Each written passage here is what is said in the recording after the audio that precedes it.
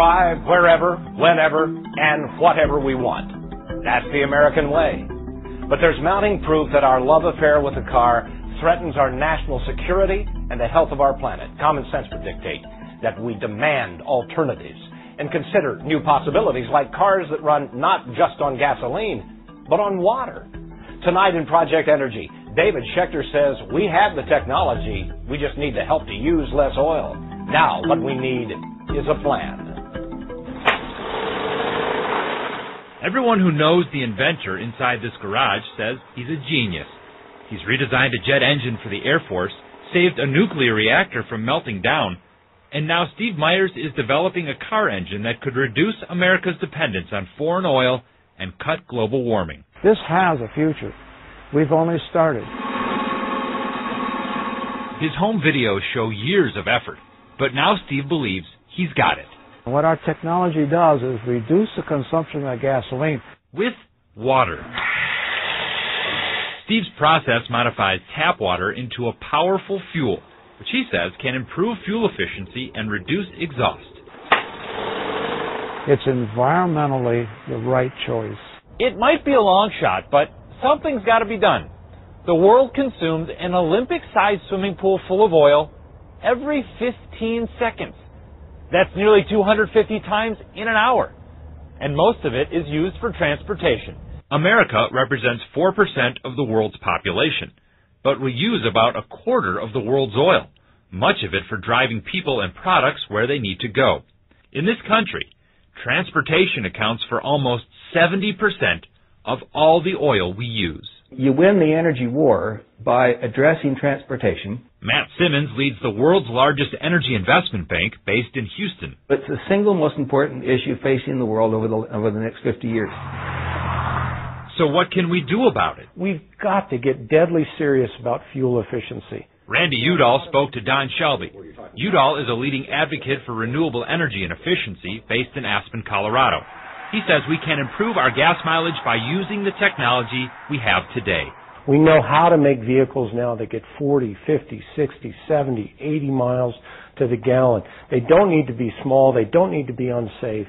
In fact, they can probably be more comfortable and have more amenities than the ones we're driving right now. So if it's not an issue of technology, then why don't we do it? In the 70s, President Jimmy Carter didn't have hybrid cars or alternative fuels, but he still drove average fuel efficiency from 12 miles per gallon to 28.5 miles per gallon. Since I left office, as you know, the restraints have been dropped. So now the average automobile efficiency, it's dropped down about like it was when I became president almost 25 years ago. It's powered by the heavy-duty 6-liter. It's dropped in part because of the SUV, a vehicle America fell in love with when gas was cheaper. But heavier vehicles like SUVs are exempt from tougher fuel efficiency standards, and there are millions of them on the road. There's a middle ground. Dr. Ken Keller is a former president of the University of Minnesota, where he now teaches energy policy. He says it is about fuel efficiency, but people also need to use less gas by combining errands, sharing rides, or using mass transit. I don't think that we can live with total license, that we can do anything we want and continue to do more of it. But I don't think that what we're talking about is a future in which we totally change our lifestyle. This is not Jimmy Carter's "we're all going to suffer." Traditionally, green issues belong to Democrats, but not anymore. Republican Senator Norm Coleman supports tighter fuel efficiency standards and using alternative fuels like ethanol made from corn. This is a national security threat. Dependence on foreign oil threatens to undermine the security of the United States of America today and certainly in the future. Energy policy, to be effective, has to be enduring. It has to be bipartisan. You have to have Democrats and Republicans side by side promoting these policies. One interesting policy plan was introduced this session at the state capitol. It encourages Ford to convert its troubled St. Paul plant to build hybrid cars that run on ethanol from corn and can be charged up with electricity when you get home. Fuel efficiency could be well over 100 miles per gallon, all with available technology. Ford is not yet convinced. It's inevitable that we will someday have a motor fleet that gets 40 miles to the gallon.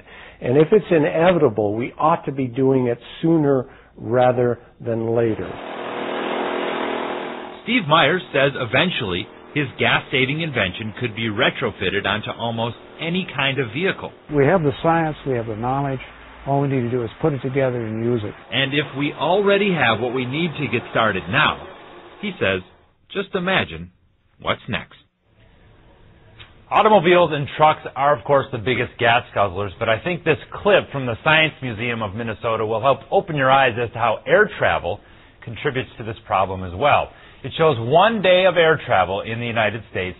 Each line represents a single flight, and as the screen fills up, you start to get the idea. Just as we drive more than the rest of the world, Don, we also fly more. It looks like a lot of fuel. 19.5 billion gallons of fuel. Every year. Thanks, David. Amelia.